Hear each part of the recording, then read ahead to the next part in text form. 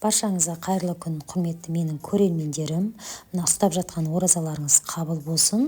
Мен бүгін сіздерге осындай өте дәмді, тәбетті ашатын және оразаға таптырмас тағам холодец, және де бұның қазақша аты дірілдек деп аталады.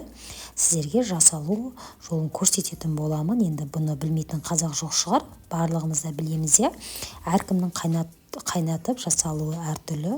Сондықтан да мен өзімнің жасалу рецептіменен бөліскім келіп тұр. Менімен бірге болыңыздар. Алдымен бізге керекті сиырдың 2 дана сирағын осылай таза суға жуып тазалап салып бір қайнатып алатын боламыз.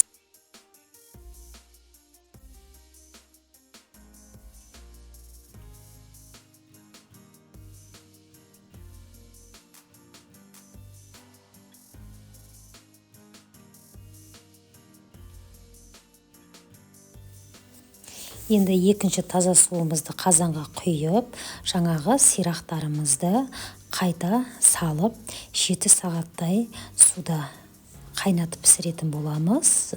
Бұл жерде енді керекті ішіне тұзын, бұрышын және лавр жапырағын салып, өте былқытып, өзінің сүйегінен еті ажырағандай күйге жеткенше пісіретін боламыз. Құйқамыз жақсы езіліп пісу керек.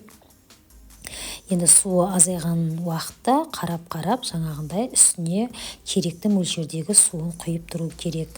Ал мінекей көріп тұрғандай уже дайын болды. Сирағымыздан етіміз ажырады. Енді осыны барлығын бөлек ыдысқа сүзіп алатын боламыз. Және етін ажыратып, мен бұл жерде етін турамаймын. Етін жаңағындай блендерменен майдалап тұрып, қайтып сорпасына салып пісіретін болам. Бұл жерде енді еттің барлығын толық сүзгішпен сүзу керек. Бұның сирақтың майда сүйектері болады. Сондықтан да сүзгішпен жақсылап сүзіп алыңыздар.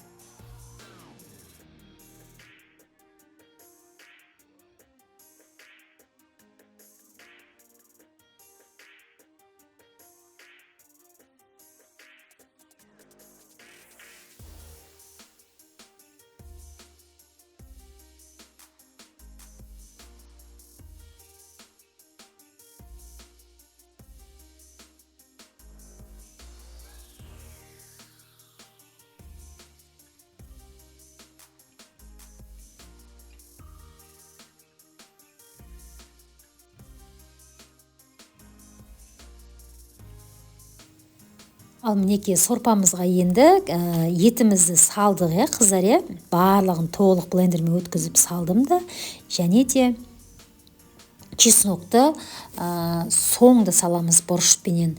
Өткені чеснокты соңына салсаңыздар, холодецтеріңіздің дәмдері өте керемет болады. Мен бұл жерде енді тек 1-ақ минуттай қайнаттым.